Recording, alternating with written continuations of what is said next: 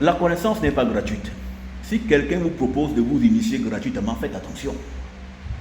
Parce que si tu ne payes pas la consultation que je te fais là, je peux prendre quelque chose dans ta vie. Bah, tu ne m'as pas payé. Je peux décider de m'auto-payer. Je dis, écoute, il ne m'a pas payé, je peux prendre ça. Je peux prendre son étoile. Donc, je me sers. Donc, les consultations gratuites, vous avez reçu gratuitement, donné gratuitement, il faut d'abord tout contextualiser. J'ai passé 7 années de ma vie au pied du maître. J'ai passé des jeûnes, des nuits blanches à étudier, à apprendre, à aller en sorcellerie, à vamper. Donc, toute cette sorcellerie que j'ai faite, sur moi-même, je me suis privé. Et toi, tu viens comme ça, comme un gando, tu me dis gratuité. Non, il n'y a pas de gratuité. Je suis au boulot. Je travaille là. Toi, tu peux travailler sans qu'on te paye? Non, il faut. L'ouvrier mérite son salaire. Je suis au travail. Vous venez me voir, vous apportez de l'argent. À l'époque, c'était les cabris, des vaches, mais où est-ce que je vais stocker ça ici? Amène-moi les sous. Parce que si tu ne me nourris pas, si tu ne m'amènes pas l'argent, mes esprits seront frustrés. Et donc, je vais te faire un mauvais travail. Je vais te faire un travail étant fâché, en dégageant une vibration négative qui ne va pas te profiter. Et du coup, quand tu vas faire le bain que je te prépare, qu'est-ce qui va se passer? J'aurai mis des choses négatives et tu vas te laver avec le négatif. Et du coup, ça va encore t'alourdir. C'est pourquoi il faut toujours payer. Il n'y a pas de travaux spirituels gratuits, il n'y a pas de gratuité dans le spirituel. Même Dieu lui-même ne vous donne rien gratuitement. Il faut d'abord te soumettre à Dieu et Dieu te donne. Voilà, Dieu fait grâce aux humbles. Mais l'humble, ça veut dire quoi? Humble veut dire être humilié. Être humilié à quoi? Mais à Dieu. Mais comment t'humilier à Dieu? En respectant les coutumes, en respectant les ancêtres, en étant connecté à son ancestralité. Vous ne vous soumettez pas à vos ancêtres, vous êtes des enfants infidèles, des prostituées spirituelles. Vous priez tous les dieux du monde entier, sauf vos ancêtres. Et vous prétendez être des gens bénis. Dieu ne bénit pas les infidèles. Un nègre, un bantou chrétien est un infidèle. Un chrétien musulman est un infidèle. Voici le symbole de la malédiction. Voici un type maudit. Voici les prostituées. Vous n'avez pas à vous prostituer. Votre ancestralité est la dimension mystique à laquelle vous devez être attaché. Donc, il n'y a pas de gratuité spirituelle. Et n'allez pas avec des divinités que vos ancêtres n'ont pas connues. N'allez pas vous agenouiller devant une entité que vous ne connaissez pas. Tu ne sais pas qui est cet individu, quelle est sa vibration, quelles sont ses origines. Ne te soumets jamais à un esprit que tu ne connais pas. Ne va pas voir un marabout en sautant l'onganga. Toi qui es bantou, commence par l'onganga. C'est moi l'onganga. L'onganga, ce sont les mystiques du peuple bantou. Les marabouts, ce sont les mystiques du peuple kamite. Comment tu sautes d'abord le bantou et tu vas chez le kamite? Viens d'abord voir l'onganga. Maintenant, il peut y avoir des correspondances où tu peux aller chez le marabout. Mais commence par l'onganga. On commence dans la maison. Parce que chaque peuple doit se soumettre au prophète de son peuple. Il n'y a pas de prophète international. C'est-à-dire inter-tribou. Ça n'existe pas. Seulement le christianisme, où on a prophète international qui prêche au Gabon, en Côte d'Ivoire, en Suisse, c'est des conneries. Le prophète est tribal. Parce que le prophète, ses yeux s'ouvrent sur les choses du peuple auquel il appartient. Si ces choses s'ouvrent dans les choses du peuple autrui, les sorciers de là-bas peuvent le tuer. Parce qu'il n'y a aucune légitimité. Tu viens faire quoi chez nous? On t'a appelé, on te cisaille. Il faut également dire que pour améliorer votre qualité vibratoire, pour vibrer comme moi, tu dois être mon élève. Si tu veux ce que j'ai là, tu dois être dans mon école. Il n'y a pas que tu viens faire un tour et puis tu repars. Tu dois être mon élève soumis complètement pour que je te donne mon esprit. Parce que lorsque je t'enseigne, je suis en train de me multiplier chez toi. Le maître se multiplie toujours. Un maître qui ne se multiplie pas est un maître qui a échoué. Le maître doit se diffuser de jour comme de nuit. Physiquement ou mystiquement, je dois me diffuser chez toi. C'est-à-dire quand tu parles, non, mais il parle comme le maître d'Okira. Mais il parle comme lui. Oui, c'est comme ça exactement. Le maître a pour devoir de se diffuser. Et quand il se diffuse, il a réussi sa vocation. Il peut aller dormir en paix et monter dans le plan spirituel. Donc, Souvent, on voit des gens, ils ne sont pas eu d'école, ils disent qu'ils vont évoluer seuls. Non, parce que le maître que tu as, c'est un individu qui t'aide à faire moins de classes. Parce que plusieurs épreuves, il les passe pour toi. Le maître passe toujours des épreuves pour ses élèves. Dans les choses qu'il a vécues, quand toi tu viens à son école, il va te les apprendre assez facilement et t'aidera à éviter plusieurs obstacles. Ce que toi qui es maître fera en une année, un individu qui décide de s'aventurer lui-même dans le néant fera 20 ans pour arriver à ce que toi tu as acquis en une seule année. C'est comme ça qu'on fait les anciens. Pendant celui qu'on appelait Abraham en Balaam, il a commencé à vouloir être initié seul. Mais après, il a prié le soleil, il a prié la lune, les astres. La Bible n'en parle pas, enfin parce qu'ils ont retiré ces livres-là du canon officiel. Mais quand il a vu ça, il est parti chez un homme qu'on appelle Noé. Et il est aussi allé chez Sima, qu'on appelle Sem. Il a appris pendant 40 ans environ au pied de ces 2 maîtres. Et quand il a acquis la maturité mystique, il s'en est allé. D'où dit-on que Abraham est parti de Our, machin, pour une terre inconnue. C'est des conneries. Il est parti parce qu'il était prêt. Et quand vous êtes prêt, vous levez et vous partez. Ne devient maître que celui qui était serviteur. Hein? Voilà. Un maître qui n'a pas eu de maître n'est pas un maître, c'est un imposteur. Moi je suis maître parce que j'ai appris. J'ai appris la sorcellerie. Et je suis un sorcier. Et quand je dis que je suis un sorcier, je jubile même. C'est-à-dire que ça me provoque un orgasme profond, inexprimable. Être un sorcier, c'est quelque chose de divin. C'est être très proche de Dieu. Avez-vous déjà vu quelqu'un qui n'est pas sorcier aller en vampire? Il est bloqué, il est limité. C'est par la sorcellerie qu'on monte dans la salle. Mais Dieu est au-dessus de la salle. Donc pour donc te rapprocher de Dieu, il faut donc sortir en vampire. Il faut donc aller dans la salle, monter dans les dimensions mystiques. Et là, tu vas lorgner le ciel divin. Et tu pourras venir là avec des informations, des révélations. C'est ça les prophètes. Les prophètes, ce sont des vampireux, ils vampent. Il va vamper là-bas, après il vient dans la vraie vie, il te dit non, telle chose va t'arriver, ceci va arriver. Comment tu fais ça? Oh, Dieu m'a parlé, c'est bien pour faire beau. Non, j'ai vampé. Hein? La sorcellerie est quelque chose de bien. Redevenez des sorciers. Dieu veut vous voir sorcier. Hein? Voilà. Dans l'histoire que la sorcellerie, c'est le diable, non, c'est des conneries, c'est des bêtises. C'est des bêtises. Donc pour être un grand maître, ou pour devenir un maître, ou pour vibrer hautement, il faut venir au pied du maître. Il va te communiquer ces choses. C'est comme ça qu'on devient quelqu'un qui vibre dans les fréquentations de haute émanation. Ne soyez jamais un opposant. Être un opposant, c'est un gâchis, c'est une débauche d'énergie. Vous gaspillez votre vibration en étant un opposant. Est-ce qu'il y a l'opposition au ciel? Hein? Il n'y a pas d'opposant au ciel, mais vous voulez ressembler au ciel, non? C'est-à-dire que vous voulez atteindre un niveau de vie excellent. Vous voulez être un paradis. Mais Dieu est Dieu de où? Il est Dieu du le paradis, non? Donc vous voulez être comme le paradis sur terre. Mais est-ce qu'au paradis, il y a l'opposition là-bas? Il n'y a qu'un seul parti, non?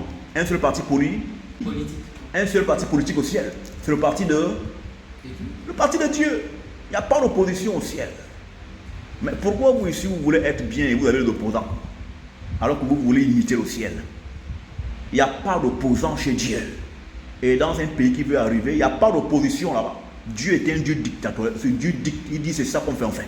La dictature est divine. Je commence par là. Pas la tyrannie, où on tue, on maltraite au peuple. Là, c'est la tyrannie. Mais la dictature, c'est-à-dire la vision, est divine. Et ceci amène à dire quoi? Que si vous voulez construire votre pays, ne vous opposez pas au président. Parce que le président, c'est lui qui dirige, c'est lui qui a les manettes. Vous êtes opposant. Mais comment allez-vous participer à construire un pays alors que vous êtes opposé à celui qui dirige le pays? Comment allez-vous avoir les moyens de votre politique? Si le président dit que toi là, tu m'emmerdes, je te fous le camp de mon pays. Comment tu vas faire? Tu vas aller militer en France? Non, le Gabon a un dictateur, il faut qu'on le chasse. Ça c'est quoi? C'est une débauche d'énergie. Hein? On ne s'oppose pas au président. On ne s'oppose pas à l'autorité. Un opposant est un Satan. Que veut dire Satan? Satan veut dire opposant. Hein? Définition. Satan veut dire opposant. Donc un opposant est un Satan. Et vous imaginez? Donc tous les opposants de ce pays, c'est les Satan. Bon, vous choisissez qui? Dieu ou Satan? Il faut choisir Dieu.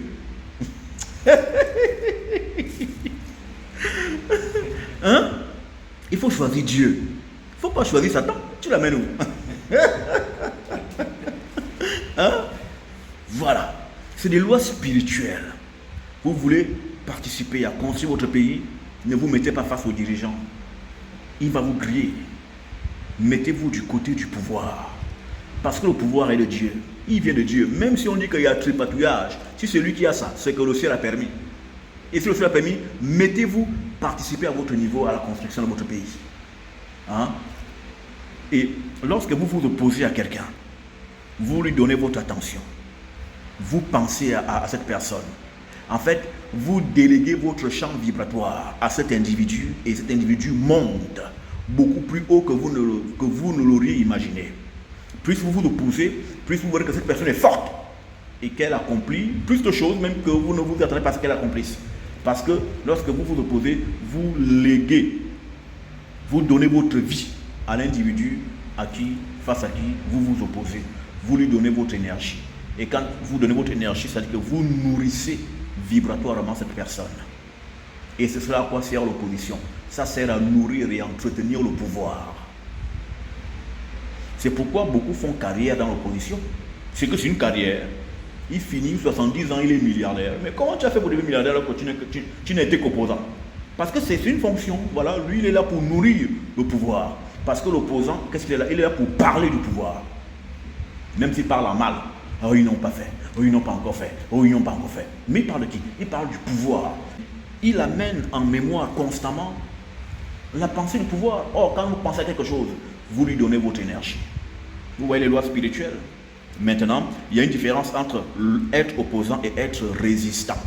C'est deux choses bien différentes. Et on pourra peut-être en parler dans les coins indiqués. Sur le plan spirituel, quand on dit qu'on est Nganga, Nganga c'est un grade. Moi je suis Nganga. Le Nganga c'est le niveau le plus élevé chez les hommes et les femmes mystiques, chez les sorciers. Le sorcier qui a atteint le haut niveau devient un Nganga. Ngam, la parole. Celui qui libère la parole. Quand je te dis une chose, ça t'arrive. Donc, Ngam, maintenant, c'est que tu as atteint le niveau de la respectabilité. Donc, Nganga, c'est un grade. Donc, lorsque un homme d'esprit, je ne dirais pas un charlatan. Charlatan veut dire quelqu'un qui fait des choses qu'il ne maîtrise pas. Hein? Charlatan, ce n'est pas quelqu'un qui touche le feu. Hein? Charlatan, c'est quelqu'un qui fait quelque chose qu'il ne maîtrise pas. Moi, je ne suis pas un charlatan. Je suis un Nganga. Je suis un mystique. Donc, quand un mystique atteint le summum dans l'activité qu'il mène, il devient un Nganga. Le Nganga veut dire maçon. Celui qui bâtit, celui qui construit. On construit avec quoi? On va faire le schéma. Le schéma, n'est-ce pas? Voilà. Et le schéma commence avec quoi? Les idées. Les idées. Et les idées, qu'est-ce que c'est les idées? C'est l'inspiration. L'inspiration, mais surtout les idées, ce sont les paroles silencieuses. Hein? Donc la construction commence avec la parole silencieuse. Et après la parole se matérialise par le schéma. Et après le schéma, on se met à l'œuvre. Donc, le Ngam, qui veut dire la parole, ici, veut en fait renvoyer à l'architecte. Parce que quand on fait le schéma, on a architecture. Et l'architecte a fait quel grade spirituel chez les autres? Comment on appelle les architectes? Les bâtis? Sinon, les maçons. Donc un Nganga est un maçon. Hein? Un Nganga est un maçon, c'est un bâtisseur.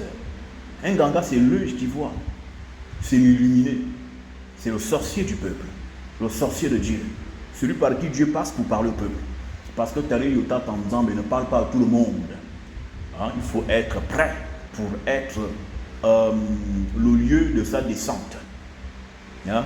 C'est pourquoi dans le peuple d'Isouria, Israël, nous les vrais juifs, on a les dirigeants, on a Massa, Moussa, Moïse, par qui Dieu passe pour parler au peuple. Dieu ne parle pas à tout le monde. Il y a des rebelles ici qui disent non, Dieu ne parle pas à tout le monde, moi je n'ai pas besoin d'un guide, Dieu me parlera. Mais attends, oh là là, l'univers est organisé. Hein? L'univers est organisé. Et quand Dieu doit parler, bien sûr, parler là, ça veut dire que Dieu envoie une entité qui parle parce que Dieu lui-même ne parle pas. L'entité va s'adresser à quelqu'un qui est disposé et qui a stature de maître. Et c'est à lui que Dieu parlera. Et Dieu parle toujours aux maçons. Les maçons. À ceux qui dirigent. À ceux qui sont élevés en vibration. On ne peut donc pas aspirer à gouverner des gens si on est vide. Un homme qui n'a pas le ventre, une femme qui n'a pas de ventre, c'est-à-dire qui n'a pas le vampire. ne peut pas diriger des gens. Hein? Prendre un président qui est saint, enfin saint comme on le conçoit aujourd'hui, saint veut dire celui qui a la connaissance. Hein? C'est ça, être un saint. C'est celui qui a le vampire. C'est ça un saint. Les sorciers sont les saints. Hein? C'est pas que tu ne pêches pas, tu couches pas les femmes. Non. Un saint est même très bandant. Hein? Un saint couche. Hein? Il a du répondant dans le caleçon. C'est ça un saint. Un saint, c'est quelqu'un qui atteint l'illumination. Quand Adam et Ève ont péché, ils ont atteint la sainteté. Parce que la sainteté, c'est la connaissance. Ils ont atteint la connaissance. Donc, sachez qu'un dirigeant doit avoir du ventre. Il doit être capable de sortir en vampire pour sauver son peuple. Quand il y a un danger, le président doit vamper. Hein? C'est pas que non, le mal arrive, le président lui cherche la solution. Non, le président doit avoir du ventre. Il doit pouvoir être capable d'avaler le Gabon. Que là, mon pays est en danger, je l'avale. Et quand les gens viennent regarder, ils voient que la forêt. C'est ça un président. Un grand sorcier, entouré par d'autres sorciers. Et le président doit avoir autour de lui 12 sorciers de haut rang qui protègent les 12 portes mystiques de son être pour développer un pays. Et je dirais ici, aux dirigeants de ce pays, notre pays, aux chefs de ce royaume, de s'entourer des sorciers d'ici.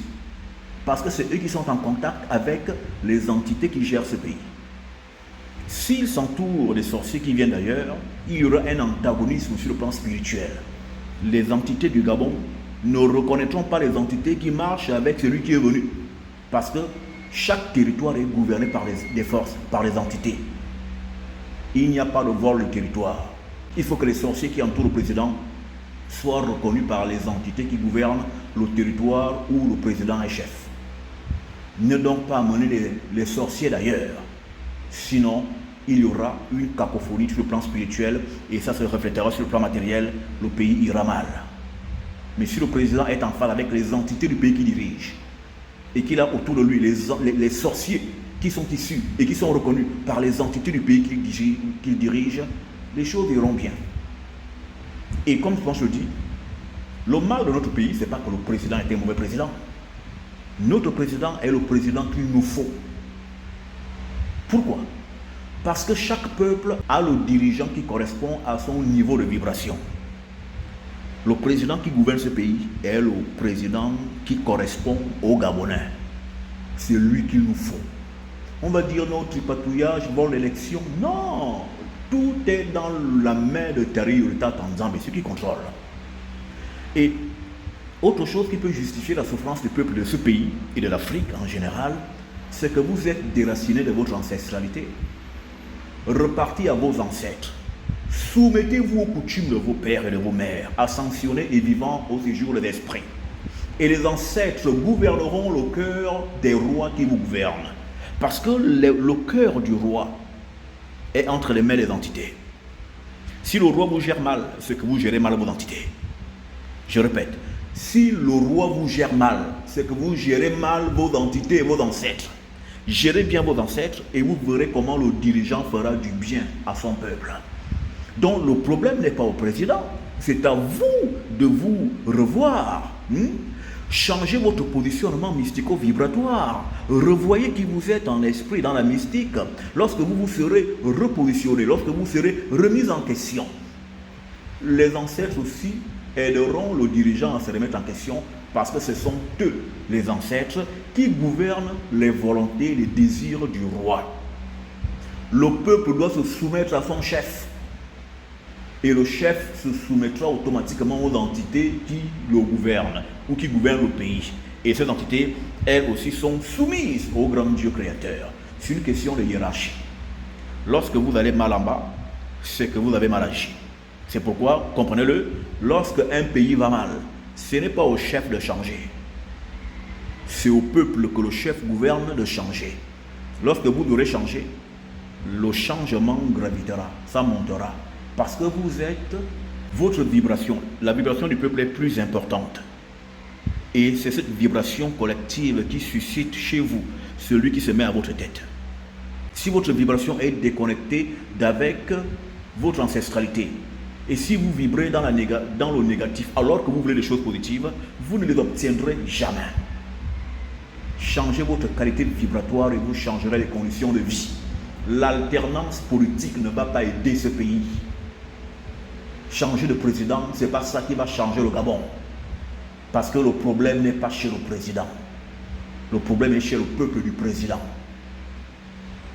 Revoyez-vous. Et lorsque vous vous serez revus, les entités s'occuperont de votre situation. Les gens veulent les choses positives, des grandes choses, alors qu'au-dedans d'eux, il n'y a rien de grand. Grandissez en vous et les choses autour de vous grandiront. Voici en fait le message et le niveau de compréhension à laquelle doivent aller les gens et le peuple de ce pays, de cette nation, de ce continent. C'est une question de niveau vibratoire. Une fois que ce niveau de vibration sera revu de manière positive, les choses changeront. Notre Dieu, nos ancêtres, parce qu'un ancêtre, je le redis, ce n'est pas un mauvais esprit. L'ancêtre, c'est l'homme de bon qui s'en est allé et qui dans le plan spirituel devient une divinité. Et nos divinités nous attendent pour que nous nous reconnections à elles, pour que notre condition change. Si vous tournez le dos à vos parents, votre père, votre mère, vous serez un enfant maudit. Et c'est cette malédiction qui nous accable parce que nous nous sommes égarés au loin du sentier de la justice et de l'observance des coutumes de nos pères et de nos mères qui nous ont pourtant présenté Dieu. Comment pouvez-vous vous attendre à être un peuple développé, à être un peuple équilibré, alors que vous priez Jésus, vous priez Mohamed, des individus que vos ancêtres n'ont jamais connus et que vos ancêtres ne vous ont jamais présentés? Comment pouvez-vous dire merde aux ancêtres et oui à Jésus? Et quand je parle de Jésus, je parle du blanc qu'on nous a présenté, qui n'a rien à voir avec le Christ véritable noir dont parle la Bible. Parce qu'il faut qu'on le dise, la Bible et le christianisme, c'est deux choses bien différentes.